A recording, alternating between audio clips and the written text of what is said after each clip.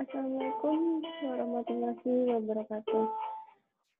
Oke, kita hari ini akan belajar mengenai culture awareness ya, atau kesadaran dalam berbudaya.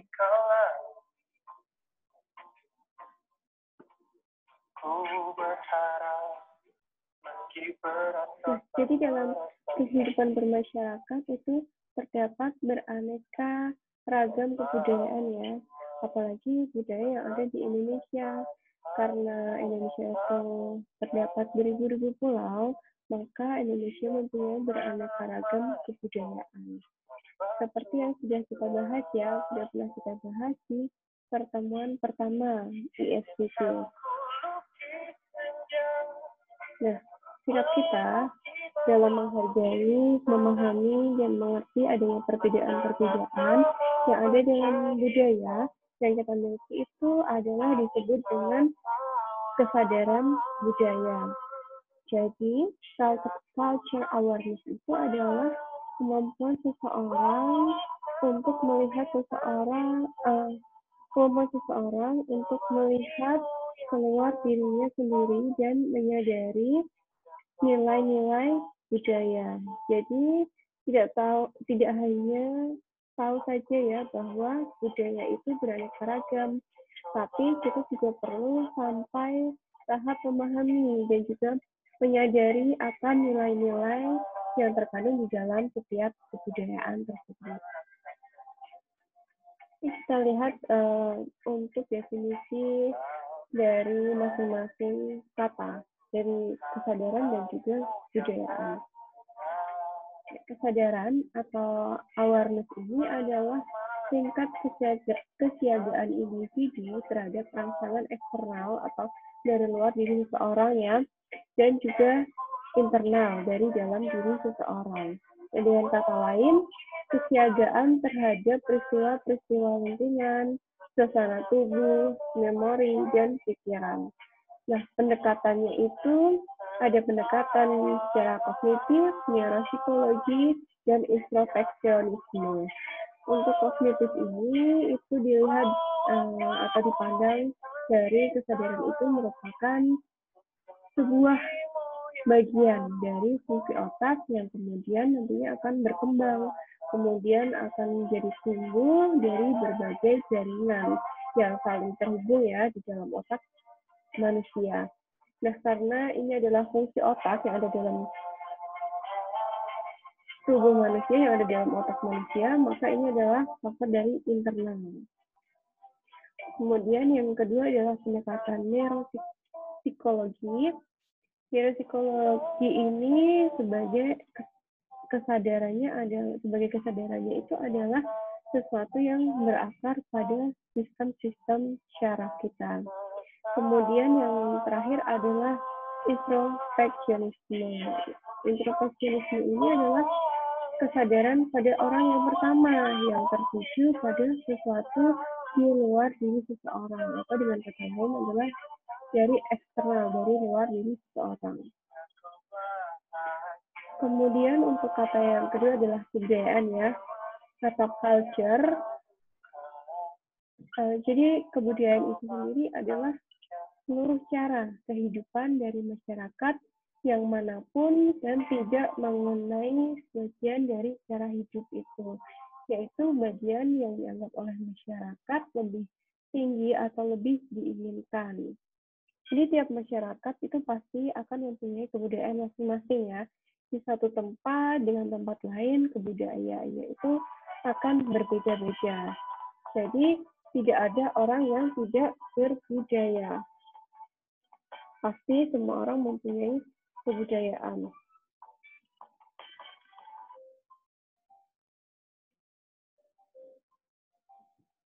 Misalkan ya, contohnya budaya makan orang Barat.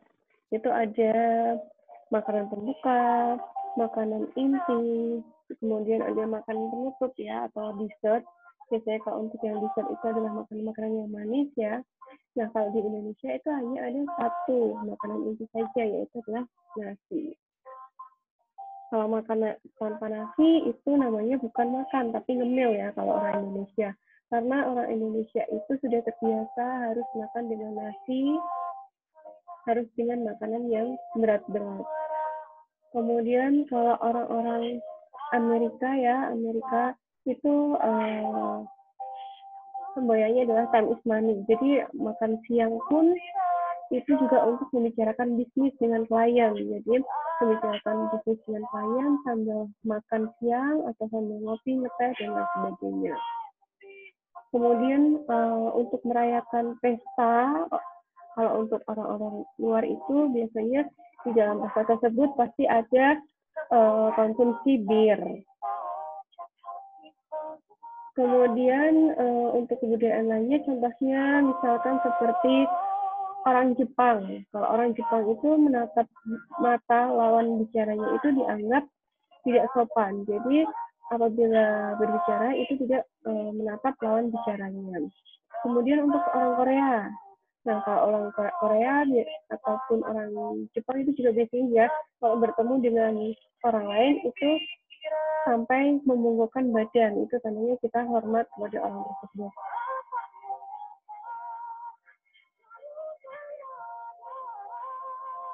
Kemudian kebudayaan, unsur-unsur budayanya itu, kebudayaan itu adalah segala sesuatu yang dilakukan dan dihasilkan manusia yang berupa material atau ciptaan manusia dan juga yang non-material.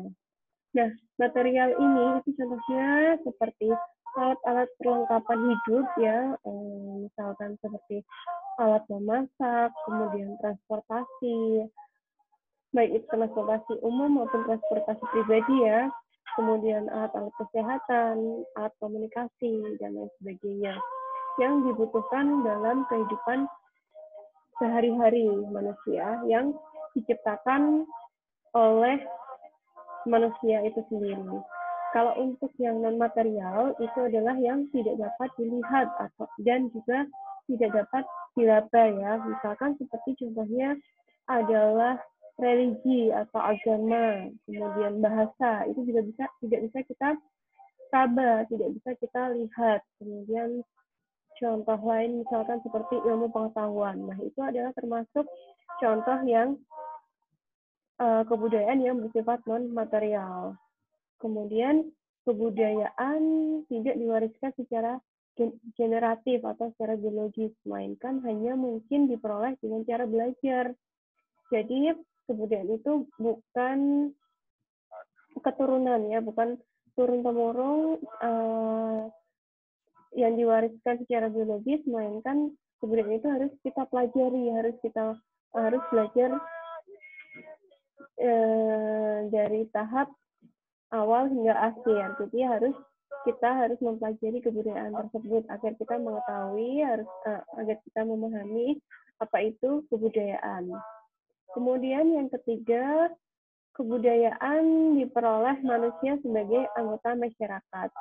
Jadi kalau kita sudah menjadi anggota di dalam suatu masyarakat, otomatis kita harus mengikuti kebudayaan yang ada di masyarakat tersebut ya. Tidak bisa kalau misalkan kita sudah hidup di suatu masyarakat, kita mengikuti kebudayaan dari masyarakat lain, dari tempat lain. Nah, kita pasti secara otomatis kita harus mengikuti kebudayaan yang ada dalam masyarakat tersebut. Kemudian yang keempat, kebudayaan itu adalah kebudayaan manusia. Jadi semua tindakan, semua perbuatan yang dilakukan oleh manusia dalam kehidupan sehari-hari itu dinamakan dengan kebudayaan. Contohnya misalkan tindakan atas dasar naluri. Naluri manusia itu saling membantu satu sama lain ya. Misalkan kalau ada teman yang sedang kesusahan, pasti kalian akan membantunya ya. Sebagai teman yang baik, pasti kalian akan membantunya tanpa harus disuruh atau diminta. Kemudian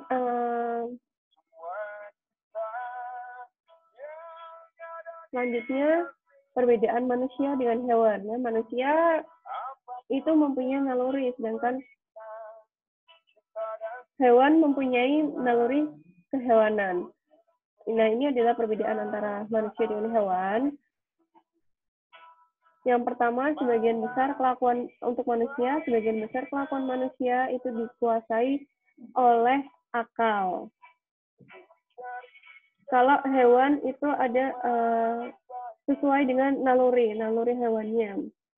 Misalkan hewan itu naluri keibuan pada kucing ya, misalkan naluri keibuan pada kucing itu menjilati anaknya yang baru lahir atau menyusui anak kucing itu. Jadi secara naluri hewan itu akan merawat anaknya itu secara naluri keibuan pada kucing tersebut. Kemudian yang kedua, kehidupan dapat berlangsung dengan bantuan peralatan sebagai hasil kerja akalnya.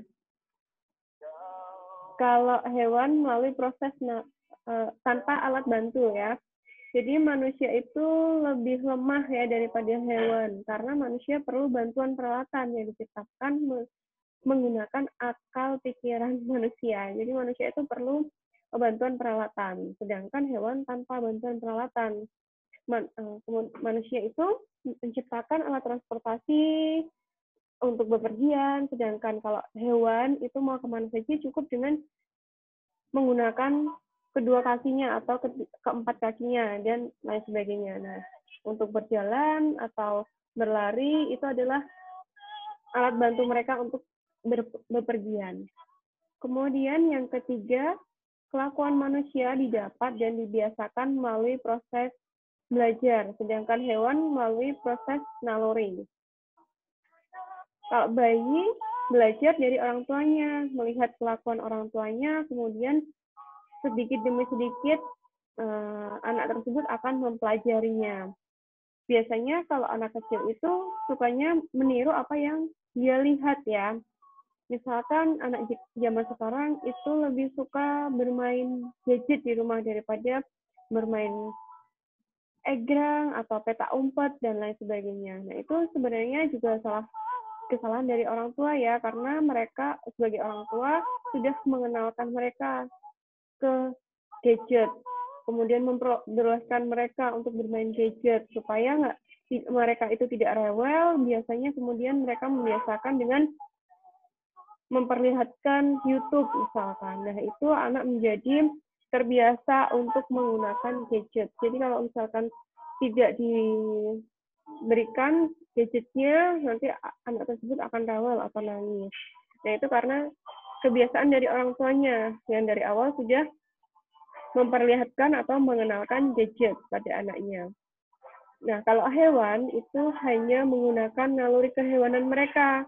Kalau sukanya memangsa teman sendiri, ya makan sejenisnya. Jadi kalau sukanya makan teman, nalurinya adalah naluri hewan ya.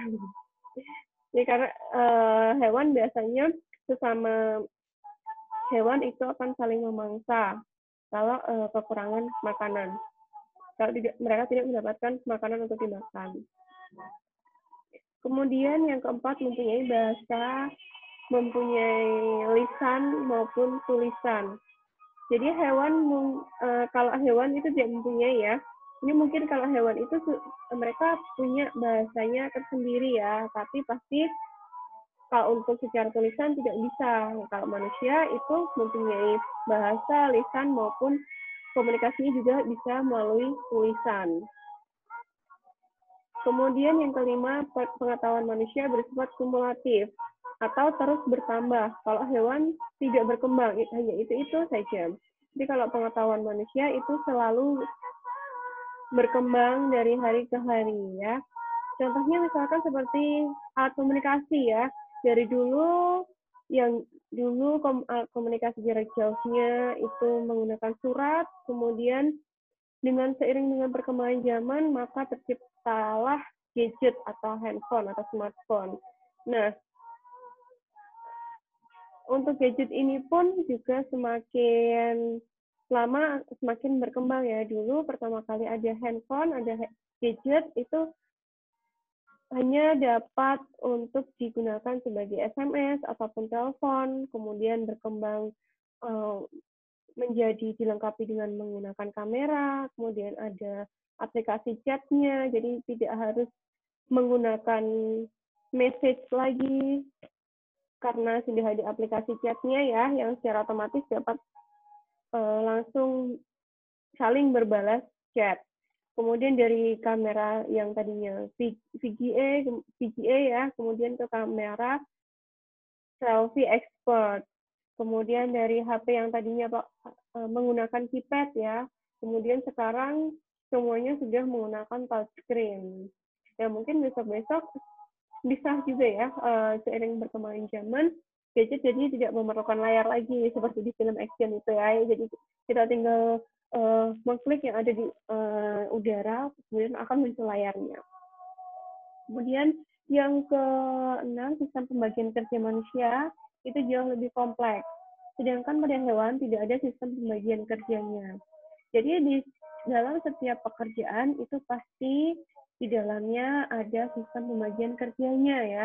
Misalkan kalau di rumah sakit ada direktur, wakil direktur, PD 1, PD 2, 3, bendahara, sekretaris, dan lain sebagainya. Jadi sangat kompleks ya untuk pembagian kerja di pekerjaan itu pasti selalu ada dan lebih kompleks ya. Sedangkan di hewan tidak ada sistem pembagian kerjanya. Kemudian yang terakhir, masyarakat manusia sangat beraneka ragam, sedangkan hewan itu tetap. Jadi untuk manusia ini sangat kompleks ya berkembangnya. Seiring dengan berkembangnya zaman, juga adanya kerajaan, kemudian seiring dengan perkembangan zaman, kerajaan itu sekarang jadi sudah tidak ada. Sekarang ada yang seperti kasus yang waktu itu ya, ada kerajaan yang muncul. Nah itu sebenarnya itu adalah rekayasa dari manusia itu saja. Dan sebenarnya kerajaan itu sudah tidak ada. Misalkan seperti kemarin-kemarin itu pada tahun lalu ada isu-isu kerajaan ya seperti Sunda Empire dan lain sebagainya. Nah sekarang sudah berbentuk di Indonesia sudah berbentuk kepemerintahannya sudah dipimpin dengan presiden, tidak lagi dengan raja. Kemudian untuk wujud kebudayaannya, menurut ahli sosiologi Talcott Parsons dan ahli antropologi A.L. Kroeber itu pernah menganjurkan untuk membedakan ya antara wujud kebudayaan yaitu sebagai suatu sistem dari gagasan-gagasan serta konsep-konsep dan sebagai rangkaian tindakan serta aktivitas manusia yang berpola. Nah, oleh karena itu, J.J. Homingman itu mencoba untuk membuat perbedaan 3 gejala kebudayaan, yaitu ideas atau ide, kemudian activities, aktivitas, dan artifact. Nah, ini untuk 3 wujud kebudayaannya.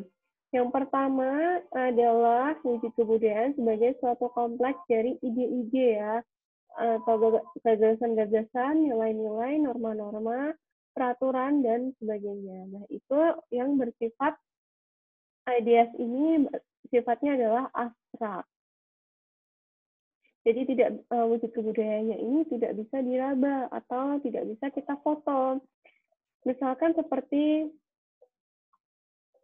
peraturan ya, peraturan ada yang ditaati agar manusia itu lebih tertata dalam kehidupannya ya.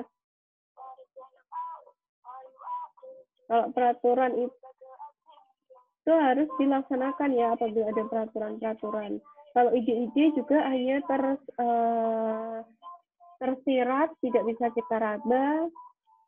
Apabila baru dituangkan ke dalam tulisan, baru bisa kita raba untuk media kertasnya tersebut ataupun media yang untuk menulis catatan-catatan tersebut.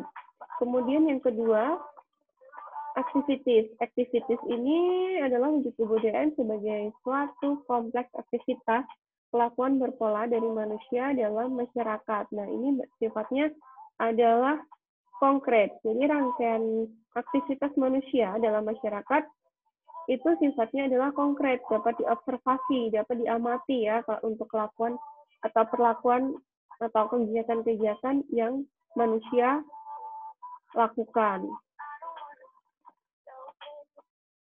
Misalkan kita ingin untuk meneliti atau mengobservasi perilaku remaja dalam bergaul atau dalam belajar misalkan. Nah, kita bisa ya mengamati perilaku sehari-harinya, bagaimana cara mereka bergaul, berapa lama waktu belajarnya, bagaimana cara belajarnya, caranya menggunakan apa, tekniknya menggunakan apa. Nah, itu bisa kita amati, bisa kita lakukan dokumentasinya. Kemudian yang terakhir adalah artefak. Nah, artefak ini yang paling konkret ya, karena menghasilkan karya manusia yang dapat diraba, bisa didokumentasikan ya. Misalkan seperti foto, contohnya itu untuk artefak ini adalah foto, lukisan, karikatur, patung, dan bentuk-bentuk kesenian lainnya. Yang pastinya dapat kita lihat, bisa kita raba, dan juga bisa kita dokumentasikan. Nah, karena wujud dari artefak ini adalah wujud kebudayaan sebagai benda-benda hasil karya manusia. Jadi, yang dihasilkan oleh manusia. Yang sifatnya itu kebudayaan secara fisik yang bisa dilihat, diraba, dan juga bisa didokumentasikan. Seperti itu. Kemudian 7 unsur kebudayaan universal menurut C. Kukorn. Ada 7 unsur. Yang pertama bahasa, sistem pengetahuan, organisasi sosial, sistem peralatan hidup dan teknologi, sistem mata pencaharian hidup, sistem religi, dan kesenian. Yang pertama bahasa. Pasti dalam setiap budaya itu bahasanya berbeda-beda ya. Misalkan budaya Jawa, mereka biasa menggunakan bahasa Jawa, atau Banten, misalkan Banten, budaya Sunda, mereka menggunakan bahasa Sunda. Budaya Batak, mereka menggunakan bahasa Batak, dan lain sebagainya. Kemudian yang kedua, sistem pengetahuan. Setiap budaya kadang punya sistem pengetahuan masing-masing ya. Jadi untuk sistem kebudayaannya, sistem pengetahuannya, setiap budaya juga biasanya ada sistem pengetahuan yang berbeda-beda. Kemudian organisasi sosial pun seperti itu. Dalam satu budaya pasti juga ada ya untuk organisasi sosialnya. Misalkan dalam masyarakat biasanya ada ya organisasi untuk Karang Taruna. Kemudian yang keempat, sistem peralatan hidup dan teknologi. Jadi dengan perkembangan zaman tadi ya, yang semakin canggih dari waktu ke waktu, maka untuk sistem peralatan hidupnya dan teknologinya pun juga akan selalu berkembang, selalu berubah menjadi semakin canggih ya dari waktu ke waktu. Kemudian untuk sistem mata pencaharian hidup juga, untuk pekerjaan itu akan mata pencahariannya berbeda-beda ya untuk pekerjaannya. Misalkan ada yang sebagai PNS itu juga beragam seperti guru, polisi, dosen, tentara, dan lain sebagainya. Kemudian untuk sistem religinya pun juga akan beraneka ragam ya, ada agama Islam, budaya, Buddha, Hindu, Kristen, Katolik, Konghucu, dan lain sebagainya. Kemudian untuk keseniannya, misalkan ada kesenian Jawa, kesenian Sunda, kesenian Batak, dan lain sebagainya. Itu juga kita sudah pernah membahas ya, untuk jenis-jenis kesenian setiap budaya di pertemuan pertama. Kemudian, tingkat kesadaran budaya. Yang pertama adalah data dan informasi. Dan data itu ada dari tanda-tanda yang tidak melalui proses komunikasi. Data dan informasi yang didapatkan itu dapat membantu untuk kelancaran dari proses komunikasinya. Nah, setelah kita mendapatkan data dan informasi yang jelas tentang suatu kebudayaan tersebut, tentang suatu kebudayaan tertentu, maka kita akan dapat memperoleh pemahaman-pemahaman terhadap budaya-budaya tersebut, dan juga faktor-faktor apa saja yang menjadi nilai dari kebudayaan yang sudah kita pelajari dan kita pahami tersebut. Jadi, pertimbangan budaya ini nantinya akan membantu kita untuk memperkuat proses komunikasi untuk bahan pertimbangan kita ya. Langsung ke culture consideration, itu untuk sebagai bahan pertimbangan yang akan membantu kitanya untuk nantinya untuk memperkuat proses komunikasi dan juga untuk proses interaksi yang nanti akan terjadi dalam masyarakat. Nah, kemudian informasi dan pertimbangan yang telah kita miliki tadi, ya, melalui culture consideration, melalui pertimbangan, tidak dengan mudah begitu saja ya untuk diterapkan dalam pemahaman suatu budaya, tetapi pengetahuan atau knowledge, ya, culture knowledge ini juga diperlukan ya dalam suatu kebudayaan. Jadi untuk informasi dan pertimbangan yang telah kita miliki tadi, itu tidak dengan mudah begitu saja untuk diterapkan dalam pemahaman suatu budaya, tetapi pengetahuan tentang budaya juga penting ya, baik itu kebudayaan orang lain, kebudayaan dari masyarakat lain maupun dari budaya kita sendiri. Nah, untuk pengetahuan, untuk culture knowledge-nya itu bisa dilakukan dengan dilakukan pelatihan-pelatihan khusus ya, agar mengerti, agar kita paham tentang sejarah kebudayaan-kebudayaan yang ada, yang akan kita pelajari tersebut. Nah, setelah kita paham, setelah kita paham ya, pemahaman, understanding, kemudian kita bisa ke tahap selanjutnya, yaitu memahami suatu budaya tersebut atau understanding ini ya, atau pemahaman ya. Nah, yang terakhir adalah culture competence. Nah, ini adalah tingkat yang tertinggi dari kesadaran berbudaya, yaitu kompetensi budaya. Nah, kompetensi budaya inilah yang nantinya berfungsi untuk dapat menentukan dan untuk mengambil keputusan dan kecerdasan dalam berbudaya. Nah, caranya bagaimana untuk kita bisa menumbuhkan kesadaran dalam berbudaya? Caranya ada 4 cara ya. Yang pertama adalah penanaman sikap multikulturalisme sejak dini. Jadi penanaman sikap untuk kita bisa saling toleransi, saling menghargai antar budaya itu harus ditanamkan sejak dini. Nah, kalau di Indonesia tidak ada sikap toleransi yang tinggi, maka bangsa Indonesia akan terpecah belah ya, karena Indonesia itu mempunyai banyak sekali beraneka ragam kebudayaan. Jadi kita perlu adanya penanaman sikap ya untuk saling menghormati, saling menghargai sejak dini, sejak kecil agar terciptanya kedamaian dan kebersamaan. Kemudian yang kedua, dengan sosialisasi budaya melalui lembaga pendidikan. Nah, penumbuhan kesadaran budaya ini dapat juga kita lakukan ke dalam, kita masukkan ya ke dalam kurikulum pendidikan.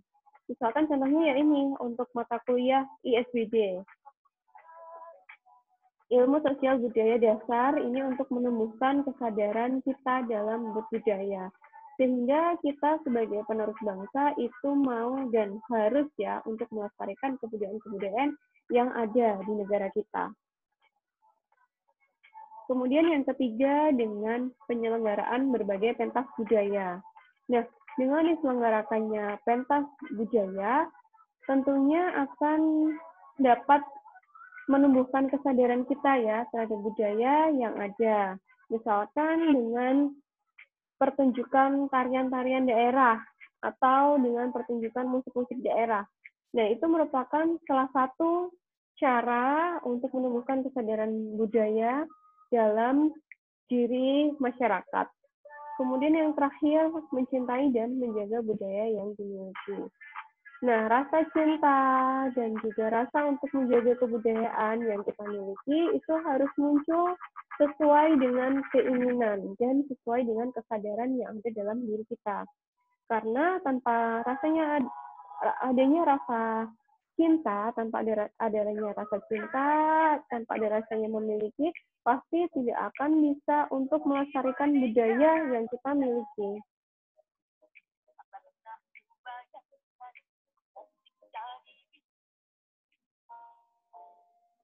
Kemudian tingkat cross culture awareness. Yang pertama adalah awareness of superficial or visible cultural traits. Jadi pada tingkat ini ya, tahap pertama ini itu informasi yang diperoleh oleh seseorang itu berasal dari media atau saat dia mengunjungi suatu negara atau daerah atau dari pelajaran-pelajaran yang ada di sekolah atau di universitas ya. Nah, pada level ini itu pemahaman mereka hanya terlihat dari ciri yang nampak dan yang mereka jadikan sebagai pandangan stereotip terhadap budaya yang tidak benar-benar mereka pahami. Kemudian tingkat selanjutnya yaitu awareness of significant and subtle cultural traits that others are different and therefore problematic. Nah, pada level ini itu seseorang mulai untuk memulai memahami dengan baik tentang signifikansi dan juga ciri-ciri dari kebudayaan yang sangat berbeda dengan caranya sendiri. Nah, hal ini itu terkadang akan menimbulkan frustasi dan juga kebingungan sehingga di dalamnya itu akan terjadi konflik dalam dirinya. Kemudian selanjutnya pada tahap selanjutnya yaitu adalah awareness of significant and subtle cultural traits that others are believable in an intellectual way. Jadi pada level ini itu seseorang sudah memahami ya. Kalau tadi tingkat sebelumnya adalah mulai memahami, kemudian pada tingkat ini kita sudah bisa untuk memahami secara signifikan dan perbedaan budayanya dengan orang lain. Nah, tapi pada level ini itu seseorang sudah mampu untuk menerima kebudayaan-kebudayaan lain, kebudayaan-kebudayaan dari luar secara utuh ya sebagai manusia.